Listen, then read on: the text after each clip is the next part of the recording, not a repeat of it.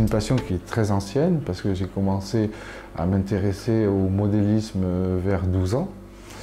J'ai découvert ça parce que j'étais un passionné d'aviation. C'est surtout par l'observation des avions que je dessinais mes futurs modèles, que je concevais moi-même. J'ai commencé à construire des fuselages en carton, quoi, et je faisais des fentes un peu profilées, je glissais un espèce de rectangle et j'ai obtenu des petits planeurs qui volaient super bien.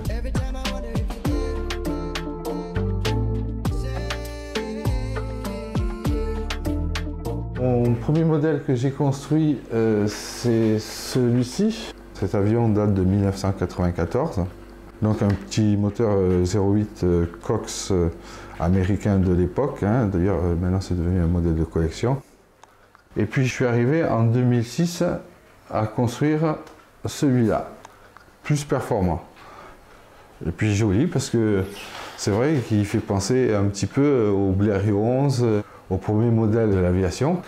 Je me retrouve un petit peu dans la peau de ces pionniers quand je construis ces trucs, parce qu'à l'époque, bon, ben, ils allaient à la débrouille aussi, hein, ils prenaient ce qu'ils avaient sous la main, avec du simple, avec de la récupération, avec des cagettes, des tissus, je fais des merveilles.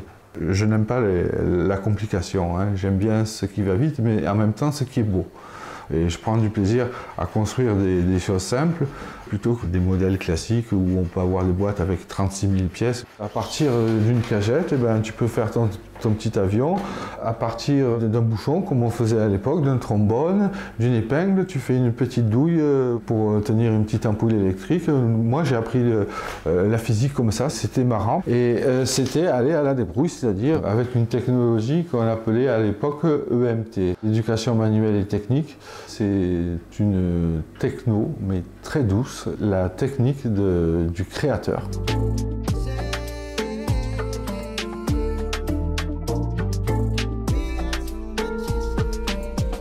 J'ai eu la chance, grâce à cette activité, de voir les mathématiques en image, parce que quand j'ouvre les bouquins, c'est complètement déprimant. Quand je construis, quand je manipule, tout devient clair.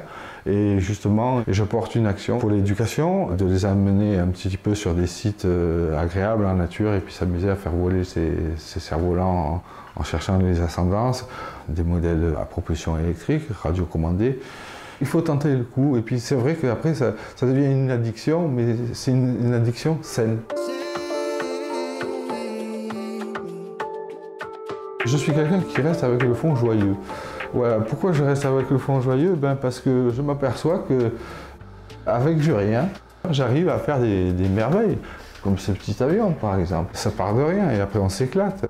Ce petit modèle, figurez-vous que je dis bon, ben, je vais prendre contact avec un constructeur à Tallard. Puis l'ingénieur est arrivé, puis il a regardé, il a dit mais pourquoi vous ne le ferez pas à l'échelle? Ah, je suis resté bête. Un jour, si j'arrive à l'aboutissement final où je vais voler avec ma propre conception, c'est formidable.